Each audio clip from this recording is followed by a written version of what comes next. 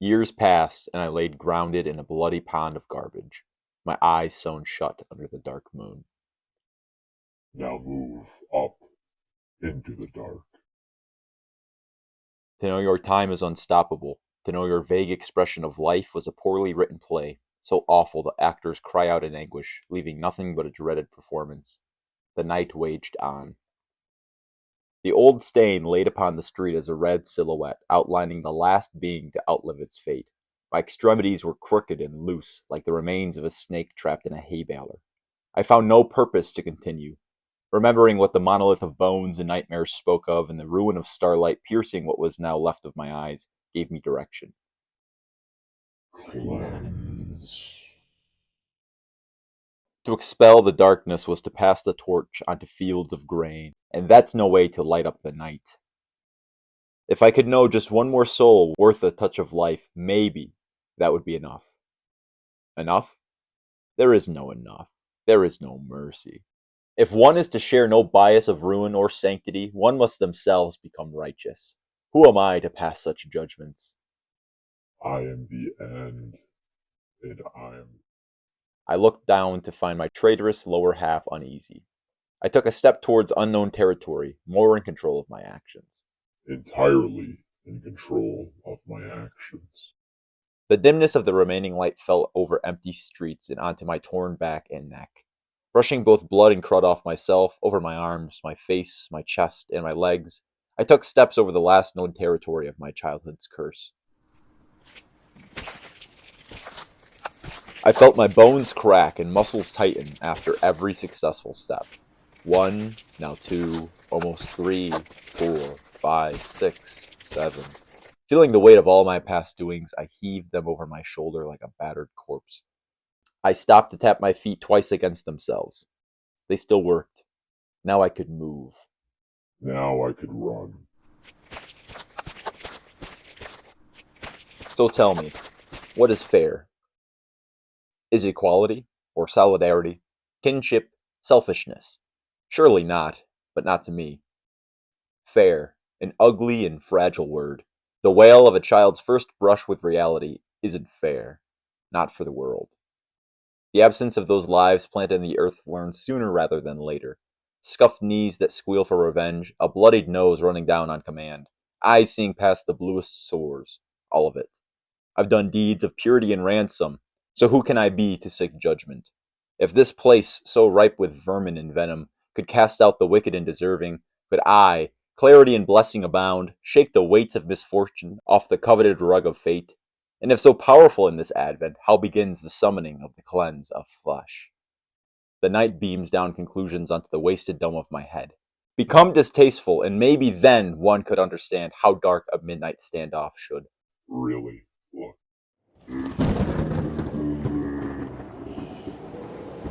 And so it is fear that bleeds fair, aghast from the hurtful yet truthful teachings, with the fury of war that resides in the man of every soldier. Your fare is uneven to your enemies, but your fear may be matched fairly. The ground becomes the flooring of the tombs of man, sealed completely, entirely, forever. The meeting of those ancient bones, blackness surrounding, throats choked, bodies growing larger, but all without life, without fear of fare. The great tedium of life and existence drains to the well of entropy and calamity. The lessons are learned by those who had the fortune to reflect and the misfortune to experience. However, not everything can be gathered for the first time. The last of the undried blood flew off of my hands and face with explosions of dance. I stared back at the dullness of the sky and remembered the true light behind the oppression of clouds. Now the darkness holds back even more than I initially thought. My body drags and leaps to an imaginary tune. La, la, la. Because what would he do? That crawling, wretched creature of pain coiling inside of my stomach reaches its claw out of my chest to hold my now drooping head. Matt fingers dig their nails into my tongue and nose, spilling out the last of the red. Coughing and gagging unloaded the filth of man and its drool of waste. Hoping to pull my lungs out by my tongue, the gaunt hand reaps more at my face and its remaining eyes. Retching back down to the ground to hands and knees, my eyes had finally clasped shut with another visceral accommodation of drink. Drowning, I crawled through the water of poverty. An outreached hand claims the last light waning on the blacktop, and the end of my electricity runs out to cold fingertips. We follow into the taunting, blinding blackness. If not for soul emotion, I'd be absent. The trick of rage concedes to the reason of disparity. I have 2 feet, so fucking stand up. Okay. And as I began once again down my path, I peeked above the horizon. Something unreal and renewing was straight ahead. The burnt tire marks of a vehicle of war. The legion that marched down onto the druids of the forest fled to the blank recesses of the sandy tides. Fear the sea that swallows the horses of man and damns the souls of cowardice. Now the world takes a look at itself only when reflected in the pool of its own blood. Let it shrivel and collapse, even faint. The baiting of harmony or sympathy from planet means less to the spellcasters who already know the smell of rancid deceit. They call the monsoons to beat against the shadow of the rock, masking the warriors of defeat. Their rock is their home, and how dare other curses overlap their own? The tire marks bled onto the road and tore up old paint from maybe 10 or so years ago. They pointed towards the city. Moving further into the darkness, away from the illuminated schoolyard, I had made my choice in pitiful acceptance. Beating down into the street, into the growth underground, the saddened dandelion lamps thanked me for the opportunity to play in such an unforgiving game. As they waved goodbye, I could sense a tear finding its way onto the sidewalk. I wish I could miss you, paved platters. You've always seemed to accompany me when I was driven, both on and off road. Don't cry for me, don't cry at all. There should be plenty of walkers to lose their garbage with you. But as for this waste, it's found a new way to strut. Don't wait up. Above me is where the tears truly formed. Heaven fought back the sadness versus the earth that commanded the rain. Soon the sea slowly lowered into the street, filling all of its rough crevices. Concrete trees defied the wind in beats of wrath. Reluctant to sway, the unseated buildings lie in old and ruined holders meant for much smaller plants. The slow scraping of a footstep on the asphalt was the only sound to whittle down the street. I could admire the stance of such great beings of stone, for they only ever wanted to be. The rhythm of my step blessed the air with tune, white noise in the favor of the giants. I felt unworthy to bask in the presence of such a peaceful and fostering thing. The last tufts of grass held out for more violent screams and bellows rather than eerie songs of coldness. As the moon rolls behind the clouds, the last squeal of light drifts onto the road. The dark slabs making up the walls of the suffocating towers loomed down past the bedrock of the soil below. I forgot how dull a lightless cathedral looks. No stained glass floor shadowed by divine panes. No wooden pews lining the street. You couldn't even find a sewer rat disguised as a church mouse without knowing the pastor personally. The pure worthlessness of the cross and its bearers seemed like the greatest reminder of loss. Why did so many look to the sky for salvation without watching their crusading step onto foreign land? Because loss is the grant to meaning. If sacrifice and martyrdom so often substitute virtue and honor, why is now the most relevant present to save your life? Why then? And so years led to centuries to millennia, castrated by the books that left too many blessed and unearthed. The remains of proud and destined warriors toppled angrily onto stillborn lands resting deservedly. But the land still swallowed its mighty footsteps, casting down thunderbolts of cultivated and cruel worshippers. Extending ladders into the snowy clouds to find dim stars and planets housing far less literature, they drank the rain. They were thirsty, after all.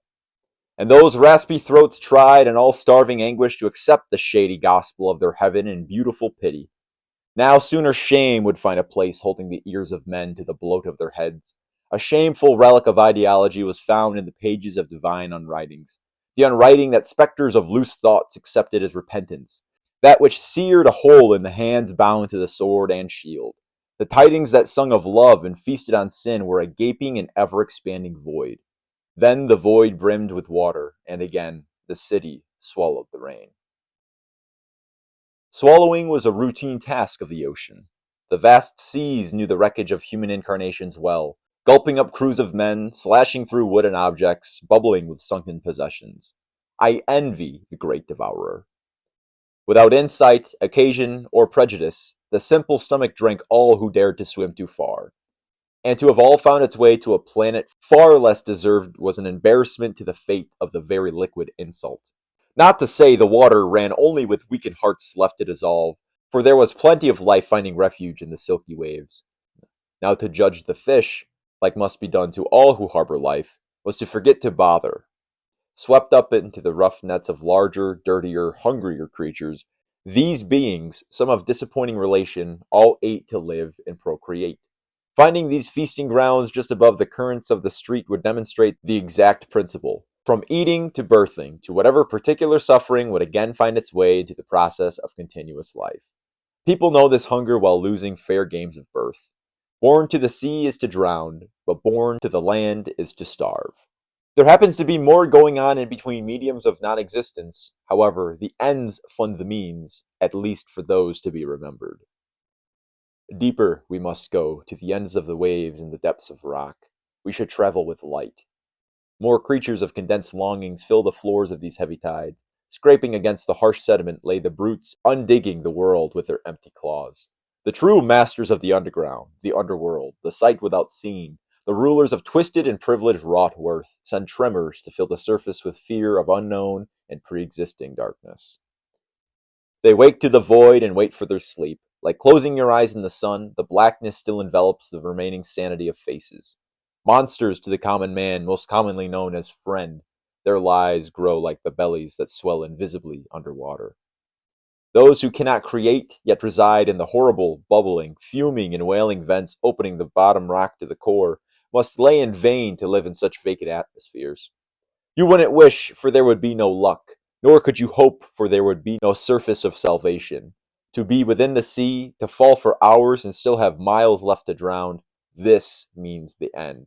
Beneath this tragedy bears the next, pushed just off this watery tomb.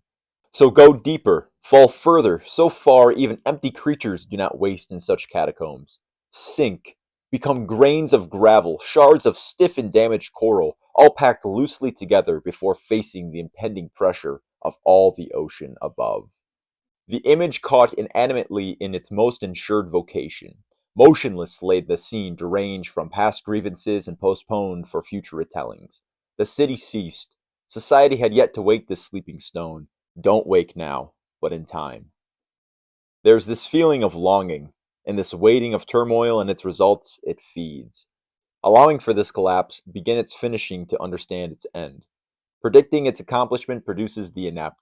Worthless, mindless, grueling in contention lies the teetering vision.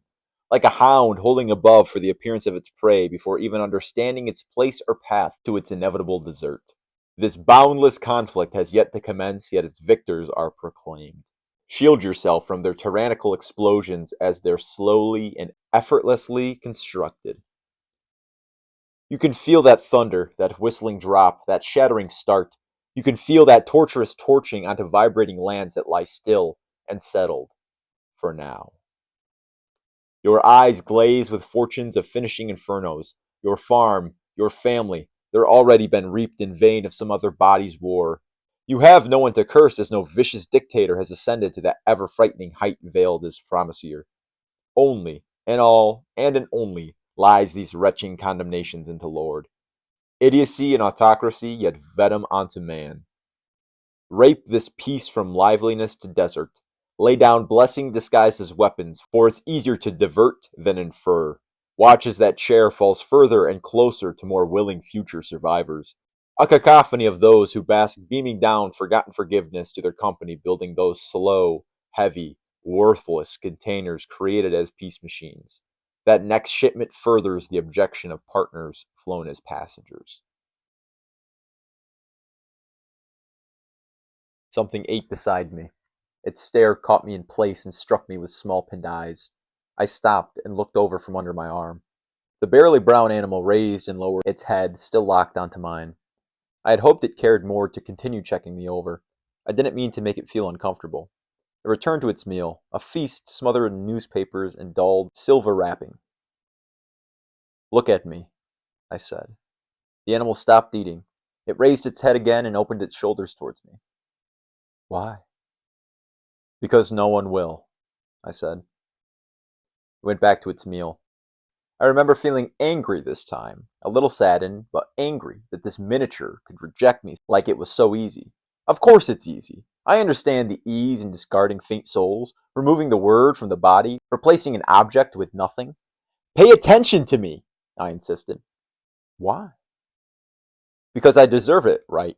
Because I impose supremacy, or beastliness, or I could outrun this feeble trinket of a vessel. Just look at me. God damn it. This time it did. It tilted its head and stood on one foot. Why do you need my attention?